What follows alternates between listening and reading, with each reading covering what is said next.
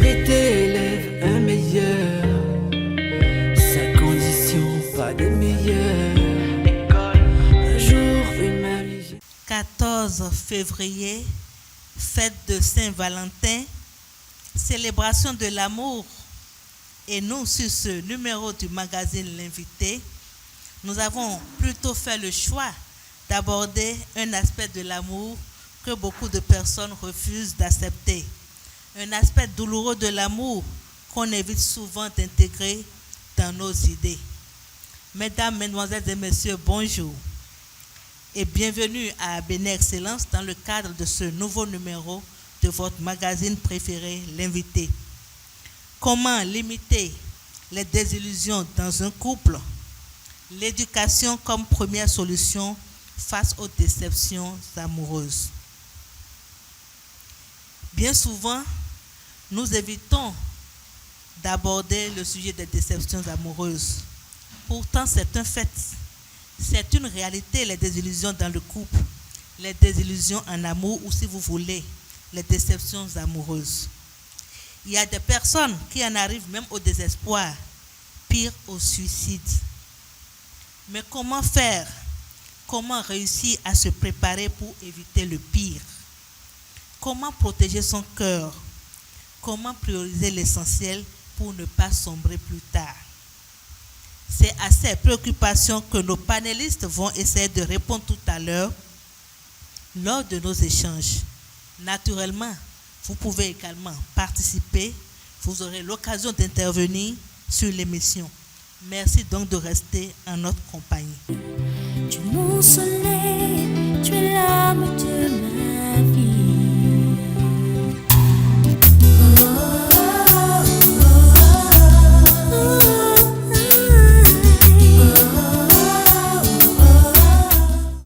Alors, ils sont bien présents, nos éminents panélistes, que je vous prie déjà d'ovationner très fort, s'il vous plaît. S'il vous plaît. Merci. Et sans plus tarder, donc, nous allons recevoir ici notre première panéliste, avocat au barreau, co-administratrice du cabinet SCPA, Société civile professionnelle d'avocats, passionnée du droit, passionnée de la nature, des animaux, du tourisme et de la bonne gastronomie. Aidez-moi à recevoir ici, avec des applaudissements bien nourris, Maître Ablawa Olga Anaside. Sous vos ovations, s'il vous plaît. Bonjour, Maître. Bonjour, Madame Padonou. Merci d'avoir accepté notre invitation. C'est avec beaucoup de bonheur et beaucoup de plaisir. Bonjour, chers amis. Alors, un mot à l'endroit de notre public. Je suis contente de partager la matinée avec vous. J'apprendrai de vous, parce qu'en amour, les jeunes ont beaucoup à nous dire. J'apprendrai de vous, je me contenterai juste de vous donner quelques... Merci. Sous vos ovations, s'il vous plaît, on va l'installer. À sa suite, nous allons recevoir un grand homme, puisqu'on dit que derrière une grande dame se cache un grand homme. Lui, c'est bien sûr M. Armand Augustin Aprogan, administrateur des finances à la base, coach en gestion de la vie familiale, conflictologue. Il est également musicien, auteur, compositeur. Nous allons le recevoir donc avec des applaudissements bien nourris. Bonjour Monsieur Aprogan. Bonjour Madame Padonou. Merci d'accepter une fois encore de participer à ce magazine. C'est moi. Alors, un mot à l'endroit de notre public. Alors, très heureux de me retrouver encore devant mes amis et heureux d'être encore à la bibliothèque Béné Excellence pour partager encore une fois la joie des retrouvailles, tout simplement. Sous vos applaudissements, s'il vous plaît, Merci. installez-vous, Monsieur Aprogan.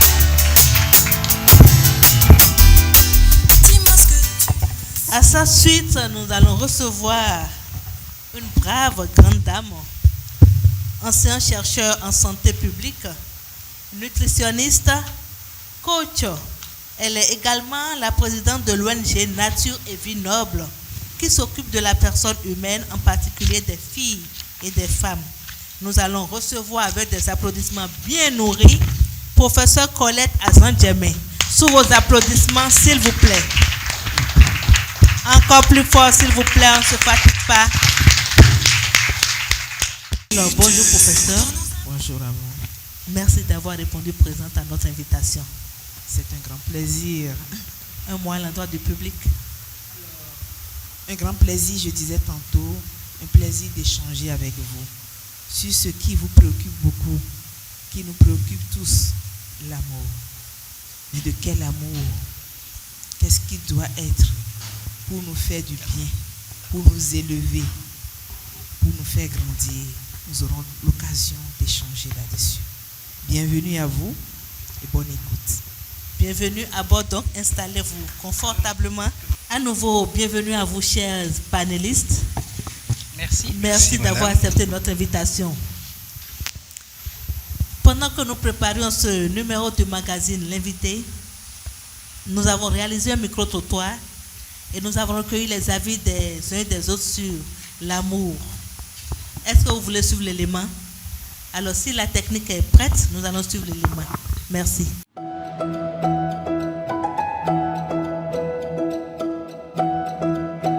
C'est une forme d'attraction entre deux personnes de sexe opposé. L'amour est un sentiment unique et fort qui unit deux personnes. La Bible a dit « Aimez-vous les uns les autres comme Jésus vous a aimé ». Donc nous allons prendre nos frères et sœurs, nos prochains, nous allons les considérer comme nous-mêmes. C'est un profond sentiment d'attirance, d'attachement et d'affection entre deux personnes. Et ce sentiment pousse l'un à rechercher le bien-être de l'autre. C'est la conséquence directe de l'attraction.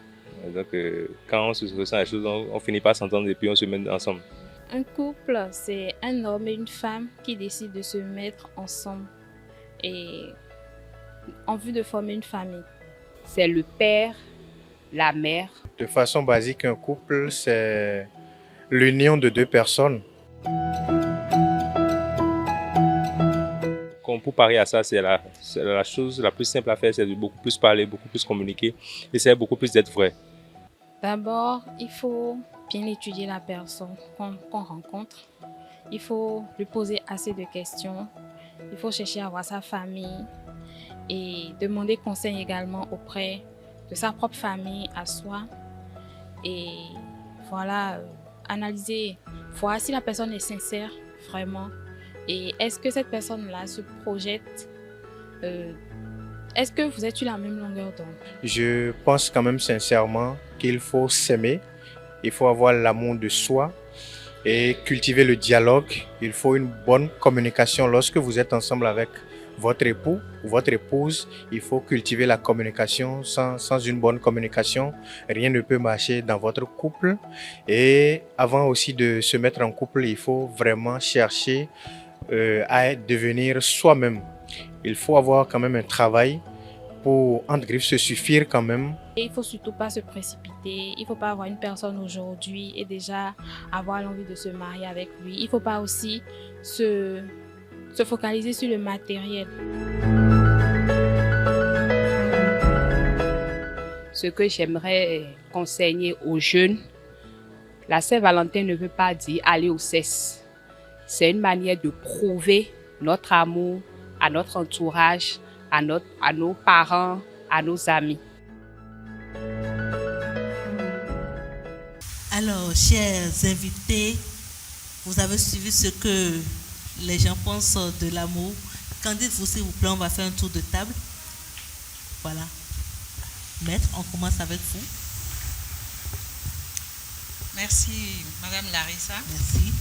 Sur l'amour, beaucoup de choses ont été dites. Le micro. C'est un sentiment. Oui. C'est un sentiment qui vous fait vous ressentir une attraction, une force attractive vers une personne avec qui on se projette. On imagine qu'on pourrait faire du chemin sur beaucoup de plans, notamment construire une vie de foyer. L'amour, c'est un mot polysémique qu'on rencontre dans différents contextes. Et voilà à peu près ce que je peux dire de l'amour. Merci, Maître. Est-ce qu'on peut ovationner pour Maître Anna Sidé, s'il vous plaît? Alors, Monsieur Ablogan. Oui, une fois encore, bonjour. Bonjour. Amour, c'est un mot qui est sur toutes les lèvres.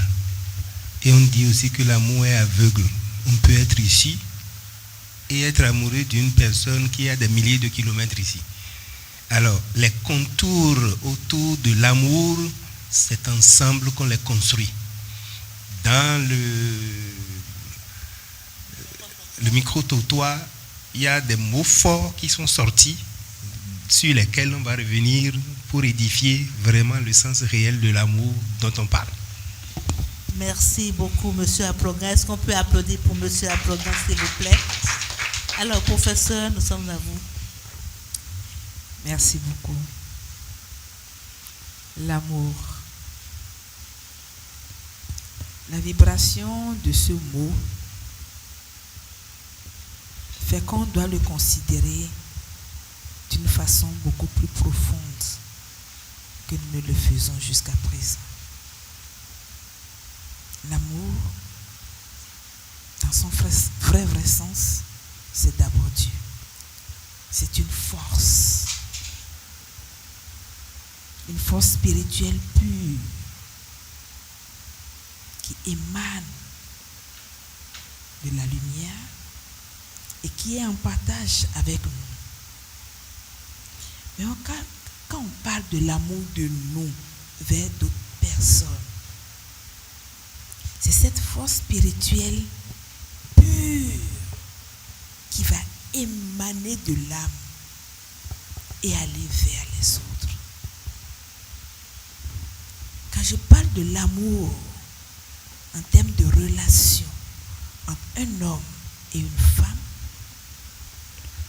si nous ne partons pas de la vraie définition, nous ferons une grande erreur. Et c'est de là que viennent les vraies difficultés. Parce qu'on se base sur un amour, sur une définition qui n'est pas vraie de l'amour. C'est cette force, cette pulsion intérieure qui vous porte vers l'autre, qui fait que vous reconnaissez en l'autre quelqu'un ou quelqu'une qui porte les mêmes aspirations que vous. Merci, professeur. Vous avez déjà commencé avec la définition de l'amour. Et je reviens vers Maître Anna-Sidé. Dites-nous, c'est quoi un couple? Alors, merci beaucoup, Madame Larissa. Comme l'a dit le professeur, l'amour, c'est cette force intérieure qui va faire que deux personnes vont se sentir attirées l'un vers l'autre. Et quand, après avoir observé, après avoir étudié l'autre, après s'être laissé convaincre que cette personne est ma moitié, cette personne partage la même vision de la vie que moi, nous avons des points de convergence. Nous partageons le sens de beaucoup de choses. De la même manière, on décide de donner du contenu, de la présence à cette force, et on décide de s'unir. Donc le couple, c'est l'union de deux personnes liées par les liens du mariage. Alors, on va entendre ici mariage, non pas forcément dans le sens tel qu'il est défini dans le code civil ou le code des personnes de la famille, si on veut parler de façon plus précise du contexte béninois. Tout en restant dans le code, dans l'esprit du code des personnes et de la famille du Bénin.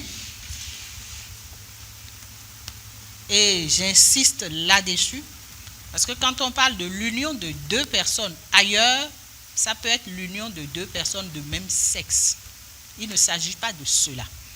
Quand nous parlons de mariage au sens du code des personnes et de la famille du Bénin, c'est l'union de deux personnes de sexe opposé. Donc pour parler de mariage, il faut forcément un homme et une femme. Mais lorsque je voulais nuancer le mot mariage, on rencontre beaucoup de foyers dans lesquels deux personnes se sont aimés, ont décidé de faire leur vie ensemble, se sont mis ensemble, font tout ce qu'un couple marié veut faire ou peut faire, mais sans sceller l'union devant l'officier d'état civil ou devant un prêtre. Merci, maître. Alors, monsieur Aplogan, la vie de couple. La vie de couple. Comment peut-on définir la vie de couple? À la suite de madame le professeur et de madame l'avocate, je voudrais dire simplement que le couple, c'est comme une danse. Puisque quand il s'agit d'une danse, par exemple, il y a plusieurs rythmes. Et plusieurs personnes sur la piste ne dansent pas de la même manière. Donc, l'amour, c'est la recherche entre l'équilibre, la confiance. C'est-à-dire, le couple, c'est la confiance. C'est l'équilibre. C'est la communication. C'est un jardin fleuri, le couple, quand ça marche très bien. Mais quand ça ne marche pas, c'est la débandade. Il y a beaucoup d'inconvénients, beaucoup de conséquences quand ça ne fleurit pas comme un jardin. Merci, madame. Justement, je reste avec vous, monsieur Aplogan. Vous savez, la vie de couple, nous le savons, n'a jamais été facile à 100%. Elle n'a jamais été linéaire. Mais aujourd'hui, nous constatons davantage de discorde, de séparation, de trahison, de violence et même de nombreux suicides dans les couples. Comment peut-on expliquer cela? Oui, comme je l'avais dit tantôt, dans un couple, il faut prioriser d'abord le dialogue, la communication, le don de soi, faire preuve d'humilité et avoir l'écoute attentive. Lorsque ton partenaire a une préoccupation, ne te précipite pas là-dessus. Écoute ton partenaire attentivement. Et là, c'est dans ce qu'elle te dit, dans ce qu'il te dit que tu dois préparer déjà ta réponse à lui servir. Mais quand il n'y a pas l'humilité dans un couple, c'est foutu. Et la chose la plus importante dans un couple, il faut prioriser la communication.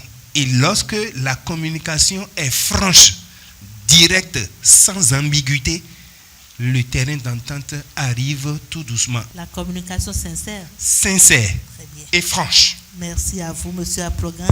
Professeur, alors qu'est-ce qui explique beaucoup de désillusions aujourd'hui dans les couples?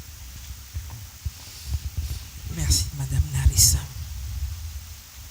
Le premier mot qui vient à ma bouche, la base. La base de la relation. Pour quelle raison avez-vous choisi cette personne comme compagnon de vie? Si vous choisissez la personne à cause des tablettes chocolat, vous comprenez le sens là, non? C'est vos expressions, non? Il n'y a pas de problème. Mais quand il va commencer à devenir flasque, il n'y a plus d'intérêt. C'est la fille choco. Regarde sa taille, elle est fine. Et puis elle est gentille. Quand elle sourit, non. Il embrasse bien. Il embrasse bien. Son bisou là, attention. Ça me fait flipper. D'accord. Regarde sa chaussure. Non. C'est la dernière classe. Et quand il danse, non, tu tombes à la renverse. Ok. Et puis il a de l'argent. Ses parents ont de l'argent. Et il est bien. Il est gentil. Il a le pognon. D'accord. La base. Tu l'as choisi pour ça. Tu auras ça. Mais ce que tu cherches, en réalité, au fond de toi, dont ton âme a soif, et qu'il réclamera au moment opportun, tu ne le trouveras pas. Mais ce n'est pas ça que tu as cherché au départ. Et puisque tu n'as pas cherché ça, on n'obtient que ce qu'on a cherché. Qui tu veux au fond. Pas le bling-bling. L'âme avec qui tu veux vivre toute ta vie. Que tu peux supporter tout le temps. Est-ce que c'est lui? Merci à vous, professeur. La base, elle est très importante. Et je pense que c'est un aspect essentiel de toute bonne relation. Vous avez touché un point sensible. Merci à vous. Alors, monsieur Aplogan, est-ce qu'il y a des conséquences des tensions au sein des couples sur les enfants? Parce qu'une fois qu'on se met en couple, évidemment, il y a les enfants qui viennent par la suite. Des conséquences énormes. Un couple qui est en déphasage, en difficulté, les enfants ne sont plus équilibrés. Ça agit sur leur scolarité. Les enfants sont anxieux. Ils sont toujours tendus. Et si je dois retourner un peu en arrière, je peux vous dire quelque chose qui peut vous choquer. On ne se marie pas pour être heureux. On se marie si on est déjà heureux. Ainsi, on pourra partager avec son prochain ce qu'on a de plus cher. L'heureux auquel je fais allusion, c'est que vous avez déjà préparé votre base. Des gens se voient 1, 2, 3, 4, 5 mois, on se marie. Vous vous êtes connus comment? Est-ce que vous avez fait effectivement une bonne fondation? C'est pour ça que j'ai dit ça. Merci. Alors, Maître Anasidé, vous qui êtes au contact de milliers de personnes, de plusieurs cas, de nombreux cas chaque jour, alors dites-nous, quand la désillusion dans le mariage, ça part de gestes violents, de maltraitance, d'insultes, d'attitudes qui offensent les droits humains. Quelles sont les conséquences juridiques ou quelles peuvent être ces conséquences sur la partie en faute? Parce qu'il convient également de rappeler ces détails puisque nous sommes là pour sensibiliser également. Merci, Madame Padonou. Merci, Maître. Quand on a escamoté les étapes et qu'on s'est mis ensemble et qu'on se rend compte que vivre ensemble, ce n'est pas possible. Elle est impolie, elle a parlé mal à ma maman et je vais la frapper pour ça. Elle a fouillé dans mes poches pour prendre de l'argent. Il jette ses affaires. Je viens de nettoyer, il a sali encore. Quand il finit de manger, il n'a même pas, il ne peut pas ranger son assiette. Il fait trop le gros dos. Et puis finalement, tout vous irrite, tout vous énerve. Mais vous avez le sentiment que vous êtes déjà piégé parce qu'une grossesse est déjà arrivée et un enfant est déjà là. Vous vous supportez à la limite. Ça finit par exploser. Vous en venez à la main, vous en venez. Les violences ne sont pas forcément physiques. Il y a les violences verbales. Il y a les violences psychologiques. On maltraite tellement l'autre. On lui fait boire la mer au quotidien. On part et on revient quand on veut. On ne se préoccupe pas d'elle, on ne se préoccupe pas de lui. On mène la vie comme s'il n'existait pas. Parce qu'on veut la pousser à bout, parce qu'on veut qu'elle dégage le plancher. On a vu après Mélissa, on a vu une autre encore qui est encore plus craquante. On veut que Mélissa dégage le plancher. On vient pour un oui ou un non, parfois pour de faux prétextes. On se jette sur elle, on la frappe. On la frappe. Au départ, on supporte. Elle va pleurer dans son coin, elle va se reprendre. Oh, il était avec des amis, les amis l'ont poussé, il m'a frappé. Il a bu un peu. Il a bu un coup de trop, il m'a frappé. C'est juste aujourd'hui, ça va passer demain. Il n'était pas comme ça. Il n'était pas comme ça. Ça va passer. On lui trouve une excuse. Après, il m'a accompagné à l'hôpital et je me suis soignée. Et il s'est excusé. Une deuxième fois, il frappe encore. Il m'a caressé le visage et la douleur est partie. Oui, c'est à cause de l'autre fille qui était là, qui se mêlait ou bien. Et puis ça devient une habitude qui s'installe. Et on commence pas à douter de tout ça. On commence pas, peut-être qu'on s'accroche parce qu'il a le matériel. Il a le matériel et puis on s'accroche à ça. Et la maman ou le papa rend une visite fortuite et puis voit l'état de son enfant, il ne comprend pas. Mélissa, qu'est-ce qui s'est passé? Non, j'ai glissé à la douche et je me suis cognée, mais Bertino m'a déjà amené à l'hôpital et puis ça s'est réglé. Mais le père qui n'est pas dupe voit bien que ça, ce n'est pas une blessure causée par une chute. Elle cache son amertume. Mais il n'insiste pas parce que bon, il a du respect pour son enfant. Mais ça commence par faire trac-trac dans sa tête. Il revient une autre fois, même chose. Alors là, tu vas me dire ce qui ne va pas. Elle finit par sombrer en sanglots. Oui, il me frappe, il a trouvé une autre femme, il ne rentre pas de nuit. Le père peut s'en mêler. Les parents peuvent s'en mêler. Si le parent se fâche, il va déposer une plainte. Il y a des hommes qui refusent, qui interdisent même aux femmes parfois d'en parler.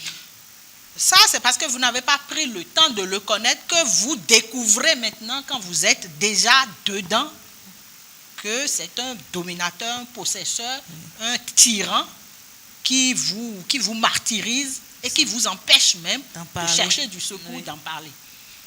Mais finalement, quand les parents découvrent, ou ce sont les parents qui disent, mais ça ne se passera pas avec nous, la police, ou bien les voisins. Aujourd'hui, la loi est organisée de telle sorte que on n'a même plus besoin d'aller très loin.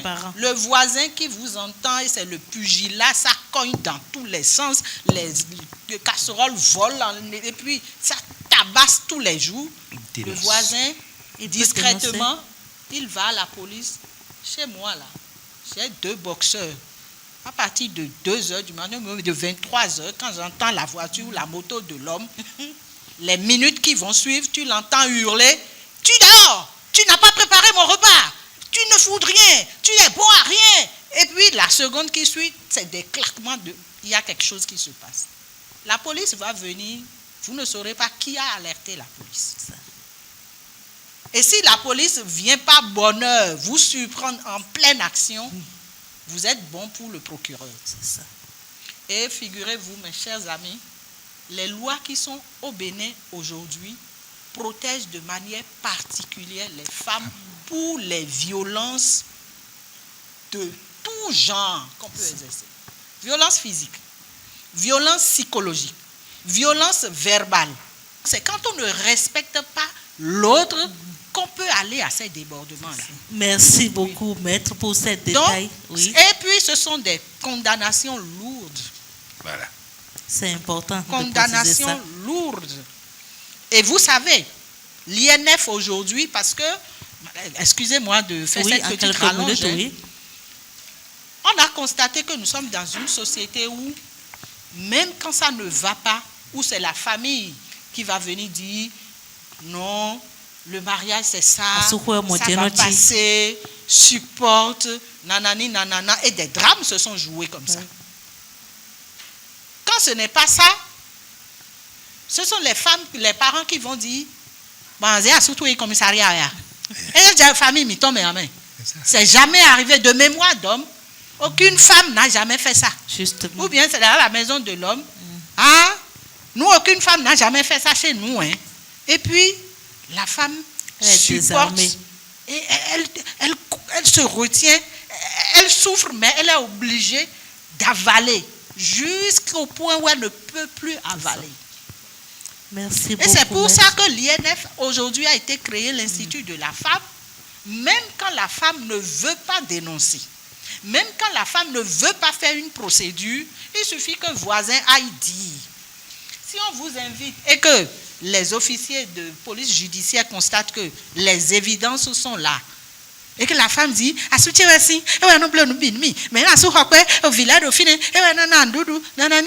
il n'écoute pas ça.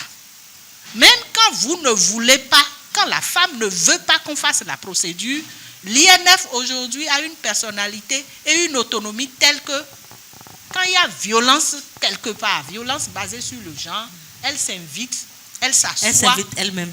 Elle s'invite, elle s'assoit, on fait la procédure. S'auto-saisine. On fait la procédure. Il vaut mieux casser ça pour libérer la dame que de la laisser là pour finir par enterrer une personne dans la fleur. Merci, maître. Merci beaucoup. Merci. Ces détails sont assez importants parce qu'il faudrait que les jeunes aujourd'hui, nos jeunes frères et sœurs, sachent à quoi ils s'engagent quand ils vont dans cette lutte. La violence, ça tue. Oui. Ça tue. Et pour éviter justement d'en arriver là, il faut partir sur de bonnes bases. Il faut prendre le temps de connaître, d'analyser l'autre.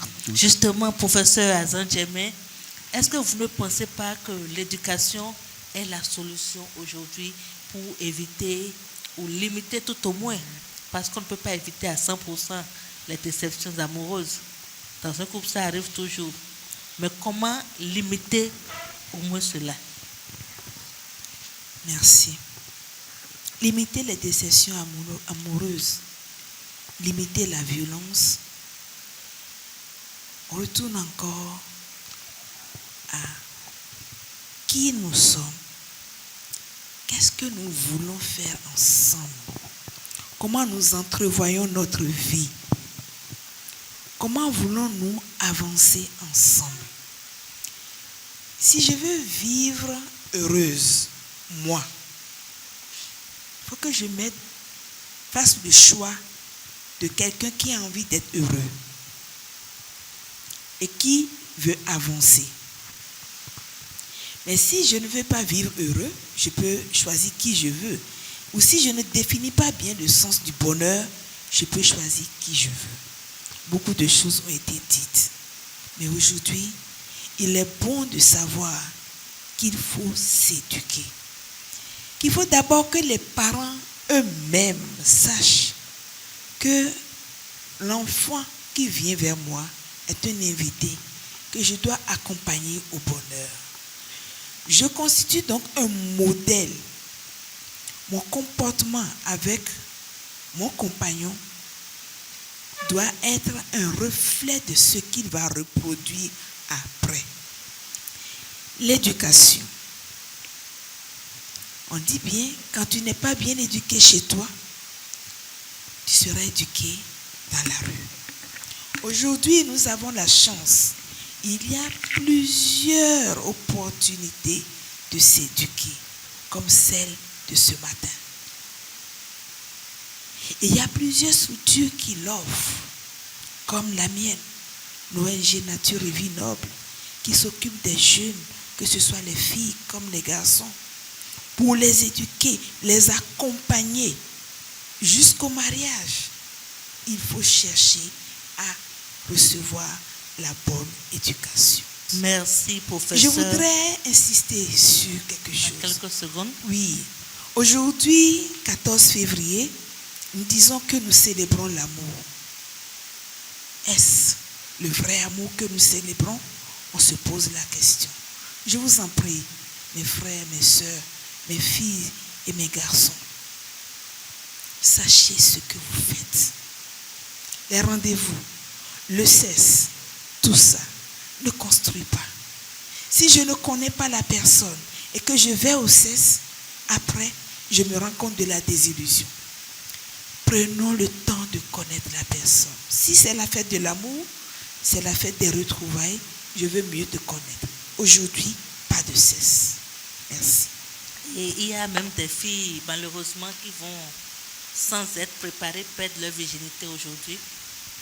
Pas aujourd'hui. Oui, c'est une réalité. Des garçons qui vont perdre leur chasteté sans être préparés. Donc, en tout cas, choisissons le meilleur chemin. Allons la meilleure manger, part de cette fête, causons, je pense que c'est apprenons à ce nous qu'on doit connaître. choisir. Merci. Alors, monsieur Aplogan, vous savez, l'enfant, de toute façon, après l'éducation, se retrouvera seul dans son couple, dans sa relation. Mais en tant que parent, dites-nous, donnez-nous quelques astuces qu'on peut donner à nos enfants qui sont adolescents, qui sont jeunes, qui sont en train d'aller vers le mariage. Quelques astuces qu'on peut leur donner ou bien avec lesquelles on peut les éduquer pour que ces enfants puissent réellement être prêts à vivre la vie de couple sans sortir meurtris, sans sortir avec des douleurs, des pleurs, des tristesses, des déceptions amoureuses. Merci, Madame Padonou. Merci à vous. Aujourd'hui, les réseaux sociaux ont tout gâté. Tout. Vous ne pouvez pas marcher seul dans la rue aujourd'hui sans rencontrer un adolescent, un jeune, sans un téléphone Android dans les mains. Nous en avons discuté avant de venir ici. Les réseaux sociaux ont tout gâté.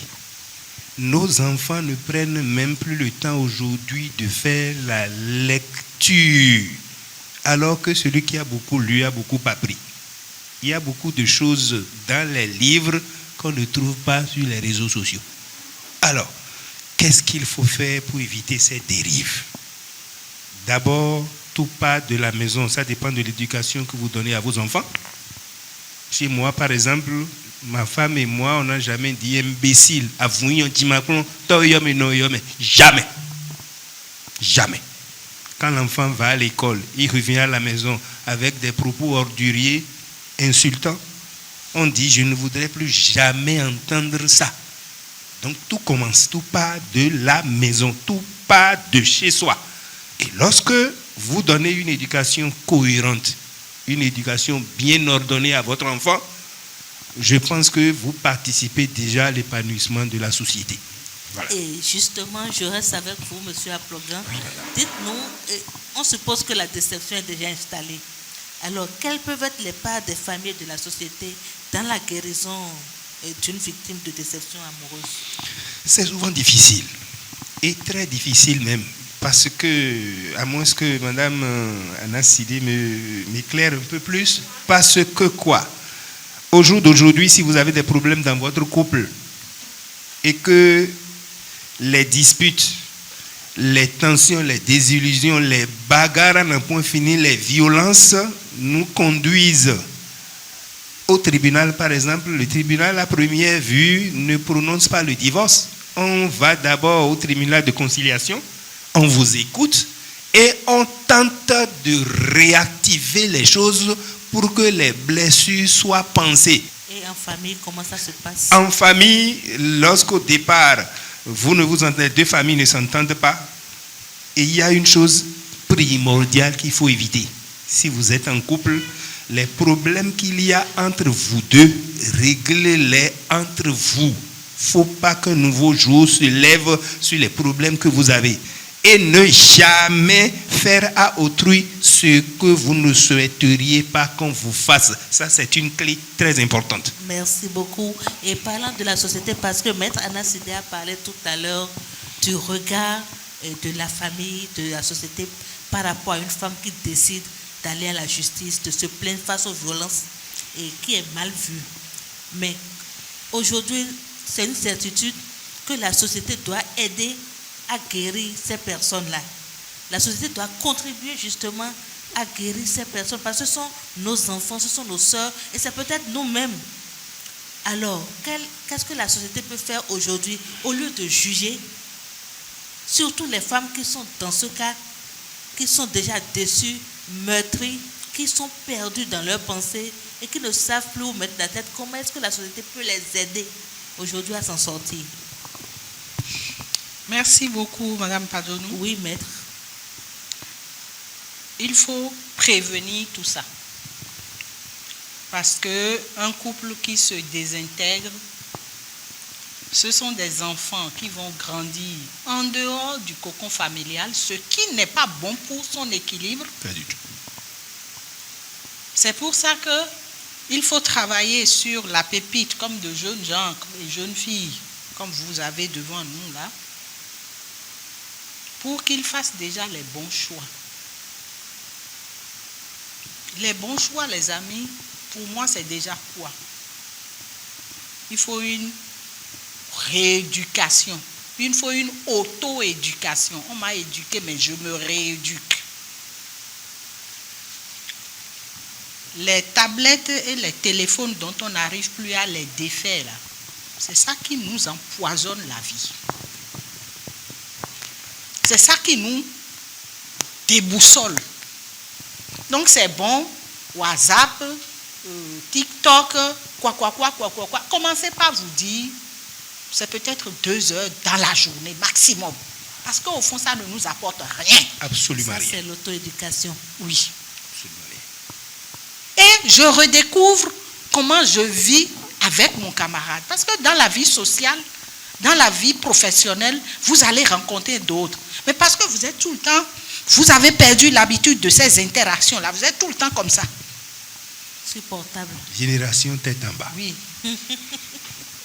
Quand l'autre va vous parler, il va vous irriter. D'ailleurs, parce que vous avez l'impression qu'il vous dérange dans votre conversation, qu'il vous perturbe. Et on reproduit mécaniquement ce comportement. Dans le cercle familial, quand on rentre, les enfants, ils viennent. Quand les parents rentrent, les enfants veulent passer du temps avec eux. Mais les parents aussi, ils pensent que les enfants les agacent parce qu'ils veulent être sur leur téléphone. Qui vous apporte quoi? Rien du tout. Rien du tout. Donc, il faut qu'on apprenne à se resocialiser, à vivre entre nous. Bibliothèque Excellence du Bénin, vous faites déjà un travail formidable. Mais ce que moi je vais vous demander de faire, imposer à vos usagers ou demander expliquer pour qu'ils comprennent, parce que quand on impose, les gens sont réfractaires. Quand vous venez ici, de 10h à midi, pas de téléphone. Les téléphones sont dans une salle. L'ennui va faire que finalement, tu vas trouver quelque chose à dire à ton voisin. C'est vrai. Nous le faisons déjà, surtout dans les salles des enfants. Très bien. Nous le faisons déjà. Très bien. Les enfants, oui, mais les ados aussi. Les adolescents aussi, d'accord. Les ados aussi. Pendant 3 heures, pendant 4 heures de temps, pas de téléphone. Il est dans une bibliothèque, il a des livres autour de lui. C'est pas moi qui le dis. Oui. Donc désormais, ne soyez pas étonnés, on va faire l'exercice. Oui. Il y a des visages qui changent, alors que la vérité est amère. C'est vrai. Important. C'est vrai. Pendant 4 heures de temps, et quand je m'habitue à ça, c'est plus facile quand je suis avec ma compagne, avec mon ami. C'est plus facile pour moi de trouver des sujets de conversation. Parce que toutes nos difficultés partent du fait qu'on n'arrive plus à se supporter en réalité. Mais c'est tellement pertinent ce que vous dites, parce que vous savez, dans le cadre de la Journée internationale du livre, nous faisons des sondages en avril chaque fois. Et le sondage que nous avons effectué cette année à Godomé, par exemple, c'était un peu triste, je dirais. C'était avec des livres et leur portable à côté. Quand vous leur demandez déjà qui est l'auteur du livre qu'ils sont en train de lire, je pense qu'à peine 2 ou 3 on peut dire le nom des auteurs. Alors qu'ils sont en face du livre et le portable est à côté. Et quand vous allez en profondeur, de quoi parle le livre? Je vous assure, c'est la catastrophe. Le portable est plus important. C'est la déception. Et là, on se pose la question parce que vous êtes quand même en face d'un livre et vous n'arrivez même pas à dire de quoi parle le livre. Parce qu'en réalité, l'esprit est absorbé par autre chose. Voilà, et qu'est-ce qu'on regarde? Des gens qui se trémoussent, qui dansent, et on est en train de faire la grimace. Oui. Donc, pour que la société n'en vienne pas à penser des plaies, après des casses, et les casses, on les compte à l'appel dans la catégorie des jeunes couples. C'est ça. Pour que la société n'en vienne pas gérer ces plaies-là, il faut anticiper sur cette préparation, sur ce vivre ensemble, sur le fait qu'on réapprenne à supporter l'autre, à connaître l'autre. Comment je veux te connaître? On peut passer toute la journée ici. Si tu as sur ton portable, je suis sur mon portable, je ne saurais rien de toi. Peut-être que ta manière de parler même, ta façon très brute, ça va me fatiguer. Si je ne crée pas le contact avec toi, je ne le saurais pas. Et on va se laisser influencer par l'attirance physique. Oui. On va se mettre ensemble. On va constater que finalement on n'est pas compatible. Entre-temps, on a déjà fait des enfants qui sont des victimes de notre incohérence, de notre irresponsabilité entre guillemets. Et on va attendre maintenant que les parents viennent colmater tout ça. Et qu'est-ce que ça donne? Les grands-parents qui vont récupérer des bébés et des jeunes qui repartent pour faire les mêmes erreurs. Ailleurs. Oui. Et donc, une société où les enfants ne grandissent plus dans le cercle familial. Ils n'ont pas connu l'amour, ils ne peuvent pas reproduire l'amour. Justement parce qu'on n'a pas fait le bon choix. Parce qu'on n'a pas travaillé sur la base, comme l'a dit le professeur. Oui.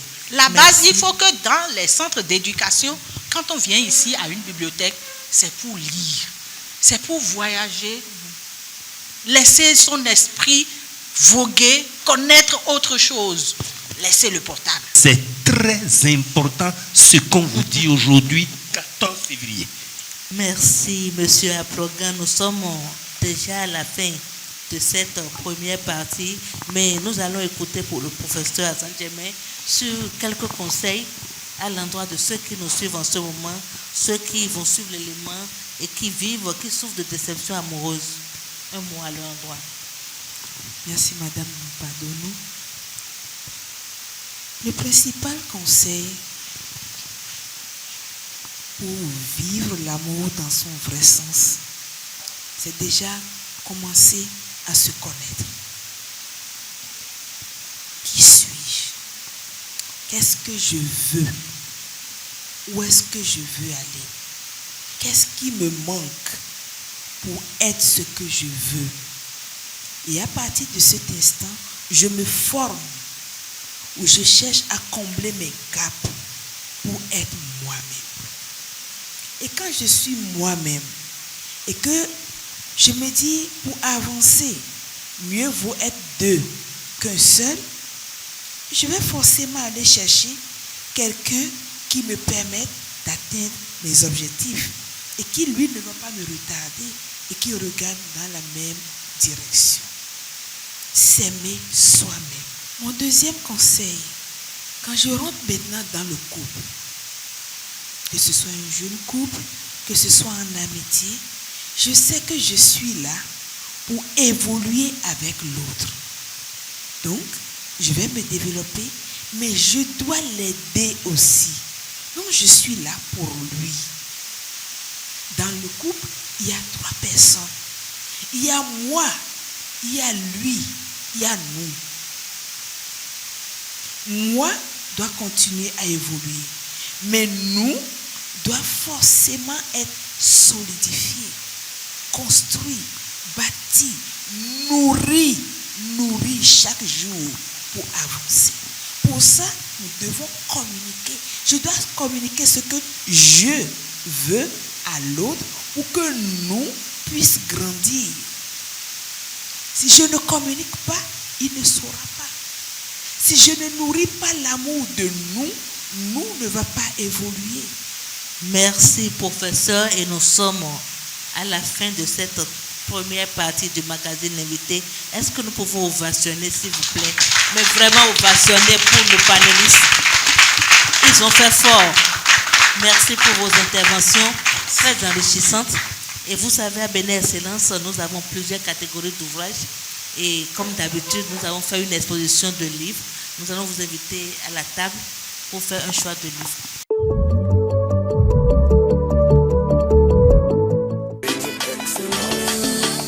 Salut l'ami, comment ça va? Bienvenue à Bénin Excellence. On a des livres, fais de ton choix pour peaufiner tes compétences.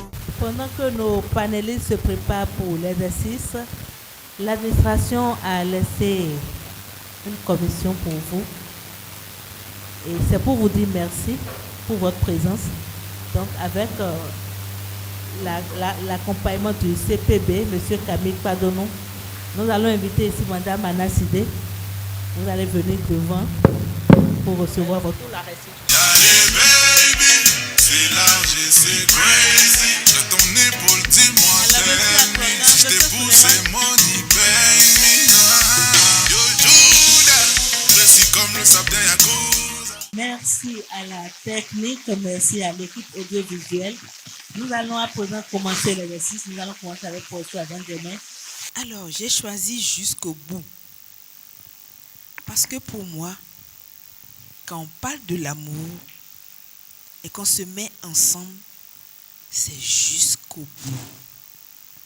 Quelles que soient les péripéties, quelles que soient les difficultés, on s'est choisi pour s'accompagner. Et c'est pour ça que la base doit être bonne. Pour qu'en chemin, on ne puisse pas repousser facilement chemin. Alors, le second livre dit Cœur de flamme, les terres sacrées. C'est un livre qui parle de l'amour, ça c'est sûr. Le titre déjà parle de l'amour, parle de comment on peut résister même à des niveaux élevés de responsabilité comme dans la royauté et autres. Et j'en ai choisi un troisième qui dit Deux papas enfants. Deux papas-enfants. Deux papas-enfants. Histoire d'une vie monoparentale. Est-ce qu'on peut applaudir pour Madame Azan Diamé, s'il vous plaît? Elle a réussi l'exercice. Merci beaucoup. Monsieur Aplogan.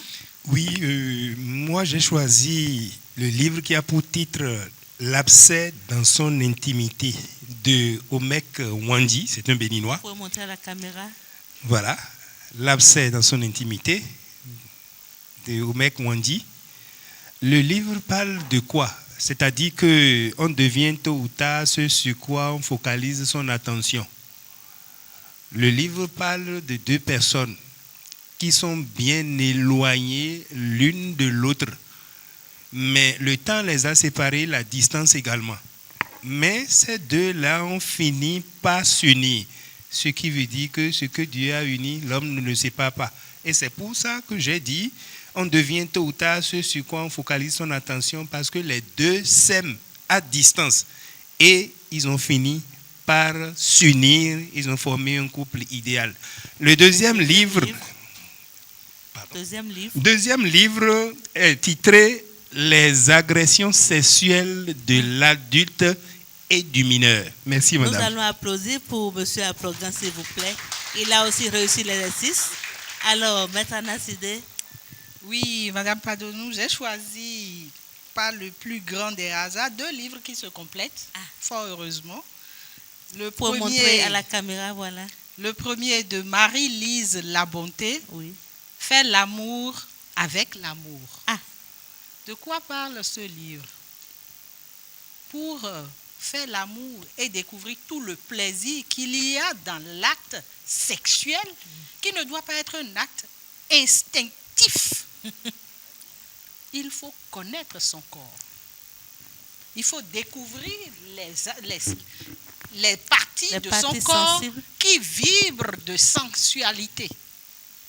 C'est quand je commence par connaître tout mon corps que je sais comment je réponds aux désirs, que je sais comment je maîtrise mes pulsions, que je sais comment je démarre ou que je ne démarre pas et que je le fais à volonté.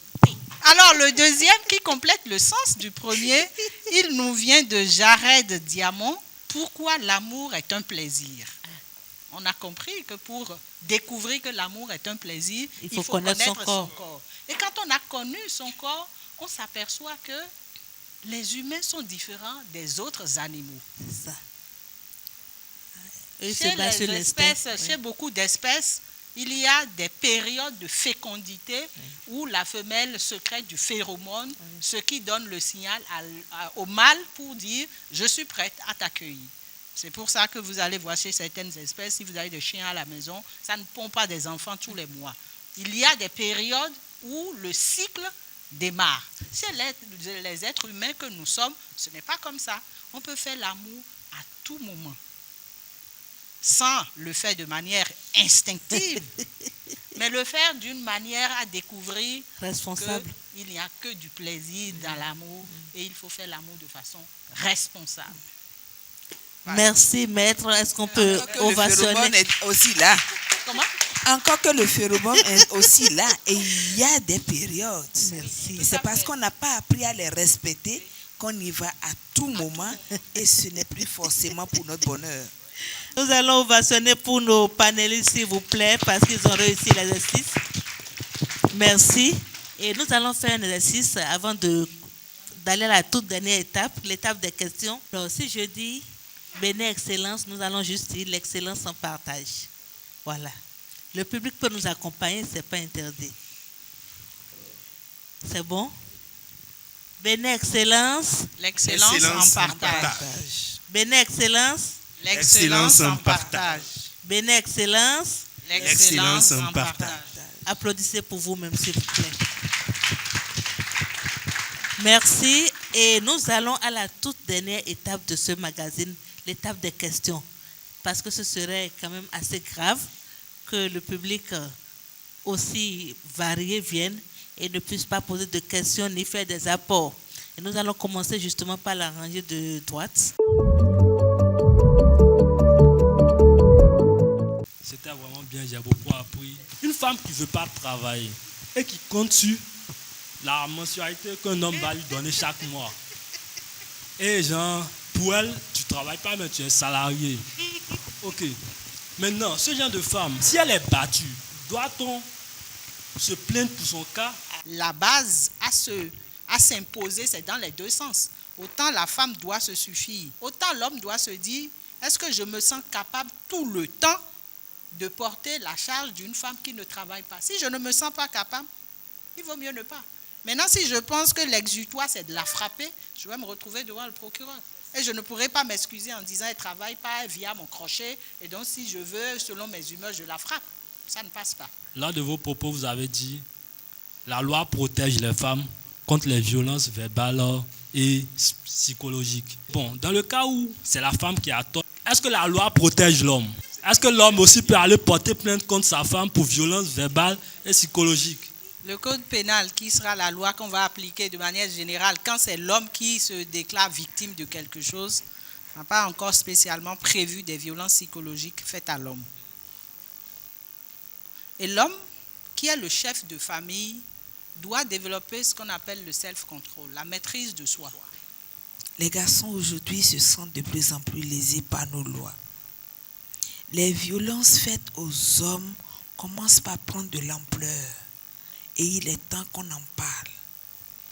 C'est vrai que quand il y a violence, les hommes lèvent le bras plus vite, ils sont plus forts, et c'est pour ça que c'est le problème le plus récurrent. C'est les femmes qui sont battues. Mais il arrive aujourd'hui que des hommes soient battus.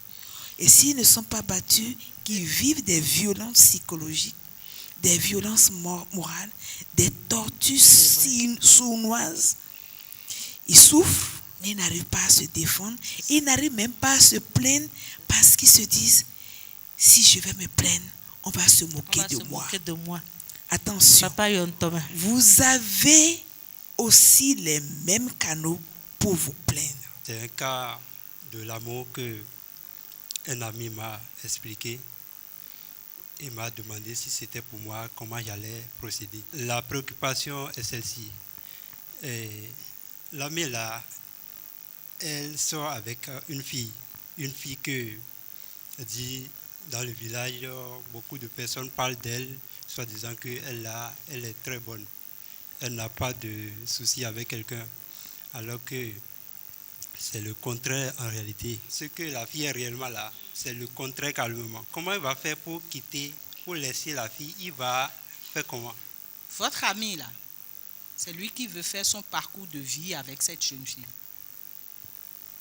C'est l'opinion, c'est le ressenti, c'est la lecture qu'il a d'elle, la compatibilité qu'ils ont ensemble qui va déterminer et qui va le déterminer.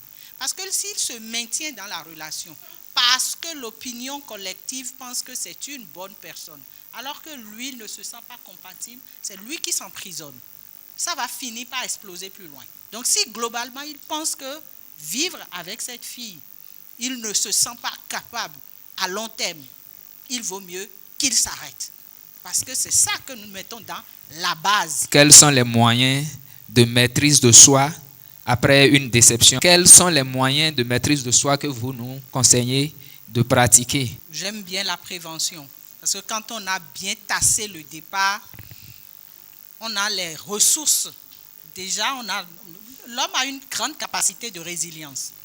L'humain, l'être humain, femme comme homme, nous avons une grande capacité de résilience. Et dans le mariage, ce n'est pas que tout est rose tous les jours. Il arrivera des moments où quelque chose ne va pas bien fonctionner. Il ne faut pas considérer ça comme la fin du monde. Mais quand vous n'avez rien fait correctement à la base, la première malcompréhension, le premier incident va devenir une montagne insurmontable. Les malentendus vont s'enchaîner et l'échec va arriver immanquablement. Ma toute dernière question va directement dans le sens de mon frère qui a tout à l'heure parlé. Il a parlé d'un ami qui lui a narré une histoire. Ils s'aiment très bien, donc ils sont dans une relation. Voilà que les parents de l'homme ne sont pas d'accord. Dans ce cas, alors qu'ils s'aiment très bien, qu'est-ce que vous lui conseillez de faire? Alors, les parents refusent que les deux se mettent ensemble. Les parents qui ont refusé ont certainement d'autres choix ou bien d'autres ambitions pour leur enfant. Ou bien les parents ne veulent pas que leur enfant s'engage tout de suite dans cette relation. Alors que l'homme, au contraire, lui veut sa chose. Il aime sa chose, il veut goûter sa chose. Les parents et ce monsieur ne sont pas sur les mêmes longueurs d'onde. Alors, il faut alors faire avec le temps, si je ne m'abuse, puisque vous ne pouvez pas vous mettre ensemble si les parents ne sont pas d'accord. Quand deux personnes s'aiment, et c'est vrai, il ne faut pas mettre le doigt dedans. Sinon, c'est une source de sanction. Et il y a un commandement qui sanctionne comme cela. C'est le 6e commandement. Ne détruisez pas un mariage. Parce que les vrais mariages sont conclus au ciel. des personnes qui s'aiment vraiment, qui sont destinées l'une à l'autre. Il ne faut pas détruire à cause de nous, nos façons de penser les choses, des intérêts. Ah non, il va lui faire ci, ah il n'est pas assez riche, ah telle famille est très riche, lui ne peut pas rentrer dedans, etc. Donc c'est à eux deux de travailler pour consolider cet amour et montrer qu'ils peuvent rester ensemble si vraiment ils s'aiment. Et vous avez dit qu'il faut de la communication, d'accord, mais on voit que dans les couples, c'est désert, il n'y a pas. Et ma question c'est, est-ce que c'est les jeunes d'aujourd'hui qu'on veut former ou bien ceux de demain? Il n'y a pas de communication, il n'y a pas de couple. Il n'y a rien à en tirer. Pour qu'il y ait des couples, il faut des personnes qui ont envie que quelqu'un d'autre partage leur vie et les accompagne. Aussi, c'est dit qu'il faut choisir quelqu'un parce que je veux marcher avec lui tout le temps, celui qui sera mon ami pour la vie. Moi, je me pose beaucoup de questions pour ça. Comment savoir que celui qu'il me faut, c'est lui? Comment savoir que c'est lui? Ce n'est pas non plus mathématique. On a dit l'amour est un flux, une force interne qui montre que cette personne a des valeurs. Cette personne est une personne bien. Cette personne veut évoluer dans tel sens. Je discute avec la personne. Si elle me plaît, je regarde les valeurs, je l'observe dans le temps. Dans le temps. Pour voir si nos valeurs se rencontrent.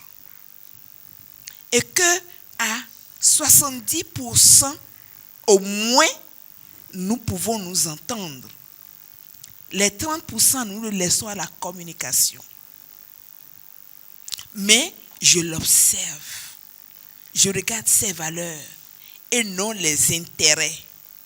Et non ce qu'elle peut apporter. Si on ne peut pas s'entendre, on ne peut pas évoluer ensemble. Merci à tous. Bon, j'avais tellement de questions, mais j'irai à la juste... fin. Voilà. Ouais. Et j'aimerais savoir, on a parlé de base dans un foyer. Et j'aimerais savoir, quand la base, elle est ratée, et que l'on trouve que avec celui avec qui l'on vit, on veut arranger des choses. Comment est-ce que c'est possible d'arranger? Et comment le faire? Et j'aimerais savoir aussi, quand la confiance est ratée, est-ce que, à la longue, on peut arranger les choses? Merci. Alors, lorsque la base est ratée, est-ce que tout est perdu? Dans plus de 50% de cas, oui, c'est perdu. Mais dans une petite fraction, c'est possible de recoller, de redéfinir et de repartir. Que quand on devient trop exigeant, en ne regardant pas le nous, mais en définissant des standards de plus en plus exigeants par rapport à soi-même, vous allez entraîner l'autre dans un mouvement qu'il aura de difficulté à suivre. C'est un travail des deux côtés. J'apprends à faire des concessions de mon côté. Si c'est une personne ouverte d'esprit, c'est possible que dans la communication, elle comprenne également qu'il y a un effort à faire de son côté. Parce qu'on a parlé de faire du chemin et avoir des objectifs communs. Si vous arrivez à vous projeter ensemble, si vous arrivez à avoir une vision de la vie ensemble, vous pouvez être confronté à des difficultés liées à l'éducation, à l'environnement, aux pressions socio-culturelles, et vous allez les traverser. Merci, maître. Alors, je reste avec maître Anna Sidé, déjà pour qu'à partir de ces mots très importants et denses, vous puissiez déjà dire le mot de clôture, votre mot de clôture. Alors, le thème était passionnant, vous avez constaté. Nous avons tous été pris par le temps et on n'a même pas envie de se séparer. Je crois que les contraintes d'ailleurs nous appellent. Les amis, parler de l'amour, vous avez compris, c'est un sujet qui est intéressant, qui est passionnant, qui est important. C'est le centre de l'humanité, c'est le centre de notre vie. Vous allez rencontrer l'amour partout, sous plusieurs formes. Travaillez sur vous-même.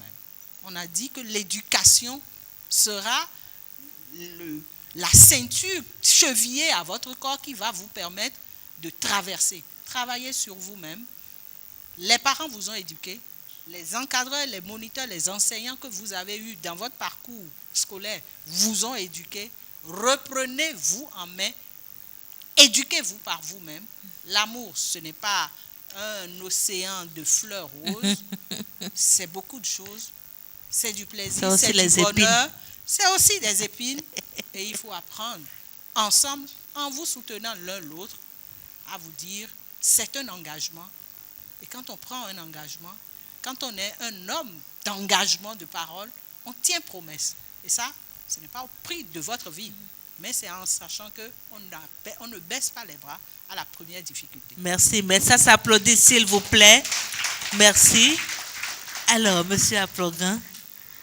Je voudrais dire simplement, ne te marie pas pour être heureux, mais marie-toi si tu es déjà heureux.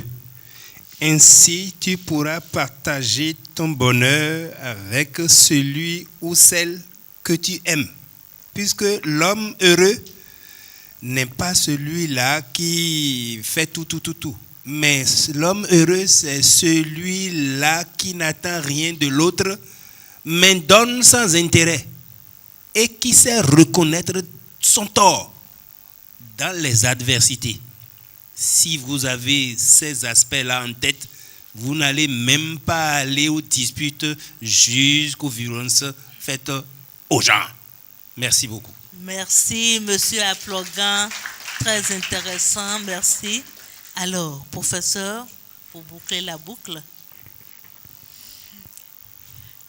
Alors, je finirai par dire que la vie en couple est faite pour nous donner du bonheur, pour nous rendre plus complets, pour nous permettre d'évoluer plus harmonieusement. Désormais plus seul, mais à deux.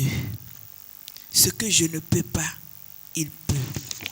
Ce que je ne sais pas, il sait. Ce que nous ne savons pas, nous irons chercher. À deux, c'est toujours mieux que seul. Mais pour être à deux, il faut se préparer. Il faut se former. Et c'est quand on est prêt qu'on cherche l'autre qui est prêt. Quand on n'est pas prêt, on ne s'engage pas. Et quand on s'engage, c'est pour la vie. Je finirai aussi par dire que tous ceux qui éduquent sur les réseaux sociaux ne sont pas eux-mêmes éduqués parfois. Et qu'ils viennent dire des choses qui ne sont pas toujours vraies, qui donnent des conseils qui ne sont pas toujours utiles. Allez aux bonnes sources. Ne perdez pas le temps de votre vie à écouter ce que d'autres ont déjà réalisé. Réalisez le vôtre. Bâtissez votre vie. Pas sur les réseaux sociaux, mais dans les bibliothèques, seul avec vous-même. Construisez-vous, avancez, réussissez, soyez heureux. Merci.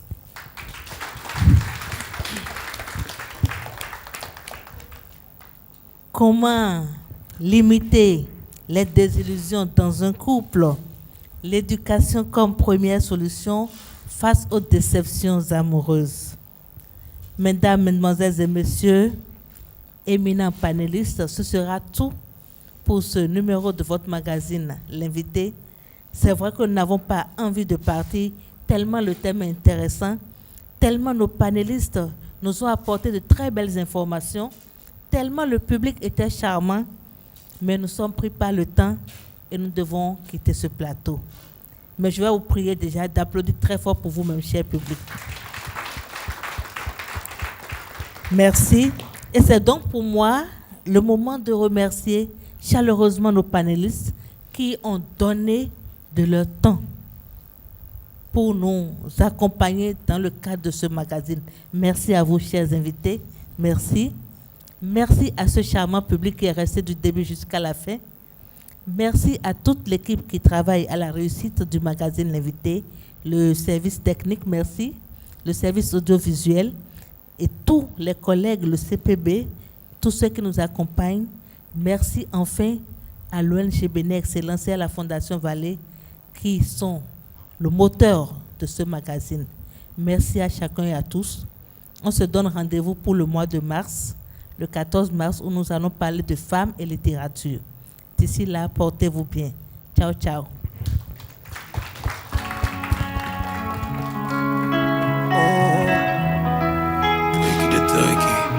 Et si je te dis que je t'aime, tu dois me répondre que tu m'aimes. C'est tellement simple, un peu comme un plus un fond de. Et si tu me dis que tu m'aimes, Bénin Excellence, Bénin Excellence, pour la santé de détenus dans nos prisons. Oh, Don Valley, expirons pas de nous pour la promotion de l'excellence. Frais d'été élève un meilleur.